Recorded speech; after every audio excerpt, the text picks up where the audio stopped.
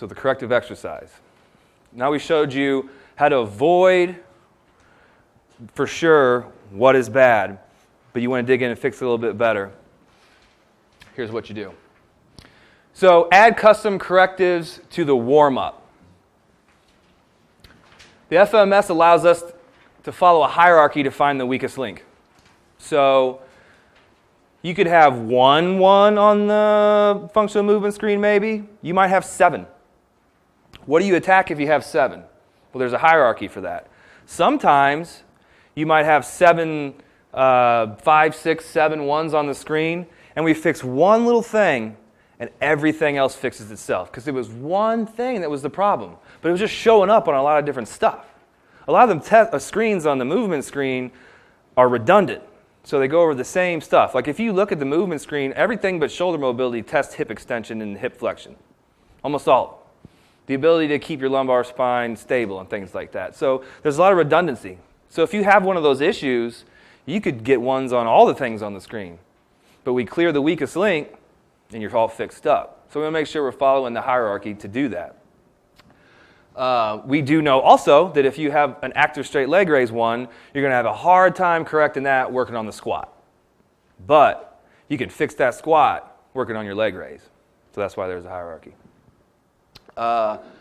So when we're programming, we want to find that weakest link, and we want to slam that weakest link with as many correctives as we can during the workout. The warm-up is a great time for that.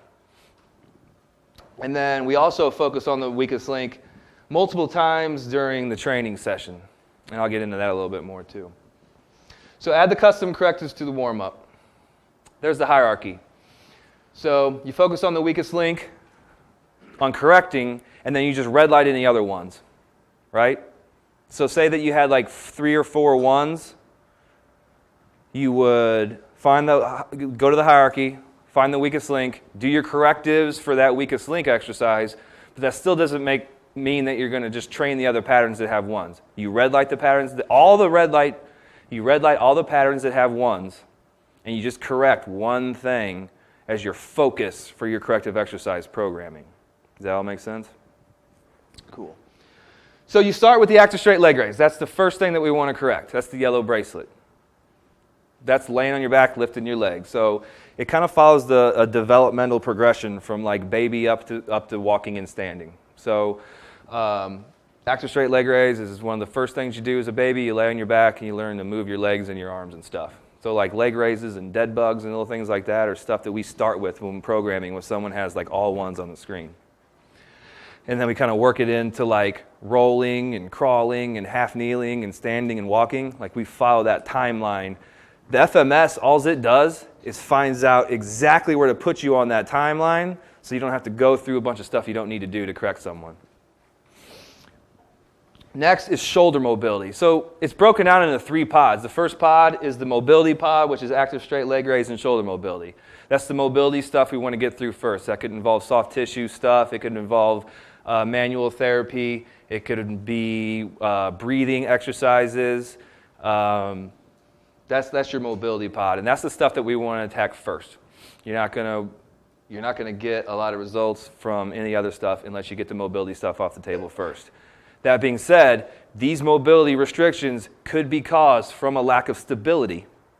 It usually is. Mobility is usually caused from a lack of stability somewhere else, and that's why the mobility restriction occurs in the first place.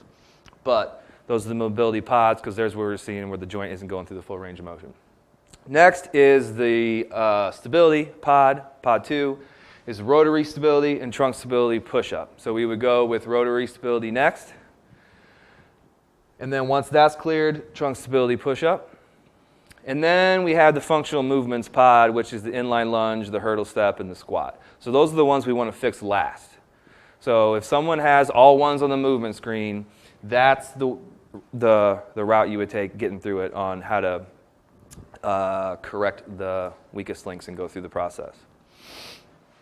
Like I said, you can't, well, I don't ever want to say can't because I've seen some crazy stuff, but it's very rare that you're going to fix a leg raise by working on deep squat corrections. So that's what to fix first. So here's an example of like a group training warm-up. We have every training session start with breathing. That says supine breathing up there. It could be supine, it could be side lying, it could be prone, it could be kneeling. Whatever position they don't have the best breathing pattern in is the position that they should do their breathing.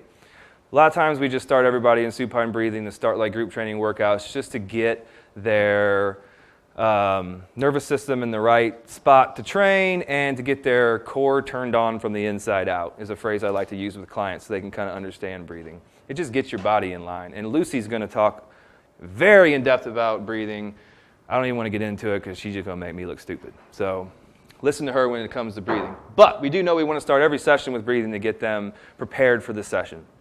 Then each person has 4 corrective exercises that are custom for them. So when our classes start, everybody does breathing, music starts, and everybody starts to do their own correctives. It's not led by the instructor. The instructor is just like, corrective number 1, go.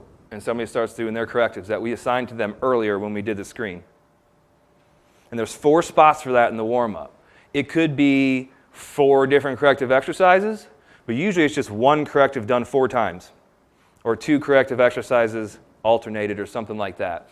We don't want to like overload people with correctives at first, especially if it's like their first time coming into the gym, because they're like, I got to remember all this stuff to train here. All you have to remember is what color bracelets that you wear and 1 exercise. And if you forget that exercise, it's still on a poster over there so you can go reference it. So basically, we start with breathing, everybody's together. Then we go into the custom corrective exercises that are focused on the weakest link. And then general warm-up, everybody gets back together and starts doing general stuff again.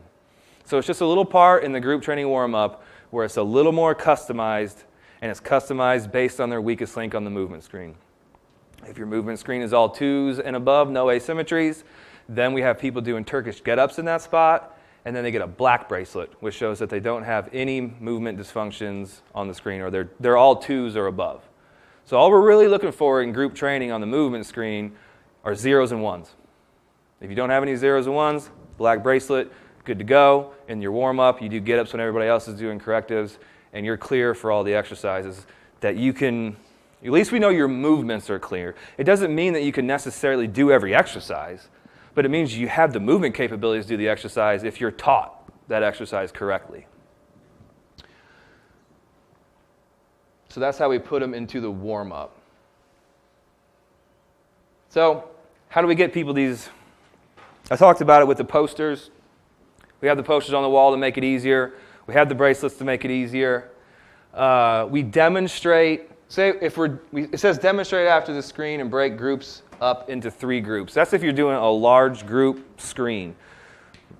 It's very rare these days that we do big group screens like what Jared was talking about. We want to do, ideally, all the screens one-on-one when someone comes in for their initial consultation. And then we show them their corrective at the end of the consultation and let them know that's the only thing they need to know. And then we give them a handout which has the corrective on it. We show it to them on the poster, so they are good to go. And then we also, now we send them a video of their corrective too. And all that stuff's, shameless plug, on the Smart Group Training poster series or Smart Group Training Volume 1. All that stuff is done for you guys, so that way you have the handouts, you have the videos, you have the posters, so you can do that stuff in your gyms too. So it's all done for you. We can also just send them a link to a corrective on functionalmovement.com. The FMS website has tons of good correctives that you can do for free, and you can just send them an email with a link to that exercise if you want to make it cheap. It just depends on the size of your operation, but that's a simple system if you don't want to spend any money.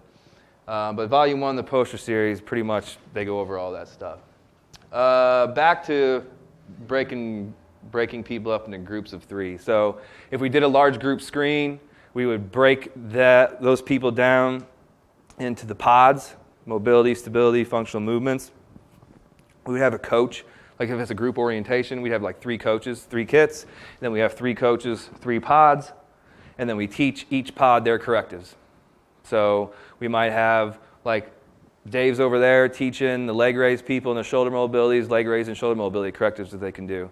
And then I'm at the stability showing people rolling and band-assisted push-ups. And then Jared might be at another station showing people ankle mobilities and hip mobilities and patterning stuff for the 3 movements. So that way it's fast and easy, and people are in orientation for like 2 hours. It just streamlines it. That's all in volume 1 again also. But it's really simple when you just have people come in one-on-one for consultations or orientations for your gym. You do your health history and your goals. You talk to them about what they want. Do a quick screen on them. You find their weakest link. You tell them that's their weakest link. Give them their bracelets. Show them the corrective for their weakest link. And everything else the coach does in the training session. So all you really need to know, here's your handout. This is your exercise. You're going to do this in your warm-up, and we have the warm-up written usually so they can see, like, here's the warm-up and what it looks like. We show them this. You'll do this handout exercise here, here, here, and here. So it's really simple for them. Something else I wanted to say there. Oh, and we tell them to do that corrective exercise at home at least once a day. So that way, there's been times where I did a screen on someone, gave them their corrective, they're training the next week, they come in, I rescreen just their weakest link to see if they got any better, and it's cleared. I'm like, cool, you already moved on because you did your homework. And you're going to get people out of those bracelets as fast as possible if you're really pushing them to do their homework. Because, I mean, we all know that they're only in the gym so long, and then there's the other 24 hours of the day that they're screwing it all up. So we got to give them some homework to do to kind of minimize everything that they're screwing up. Eventually, their screw-ups go away as they learn this stuff over time. So that works out really well. So that is assigning correctives.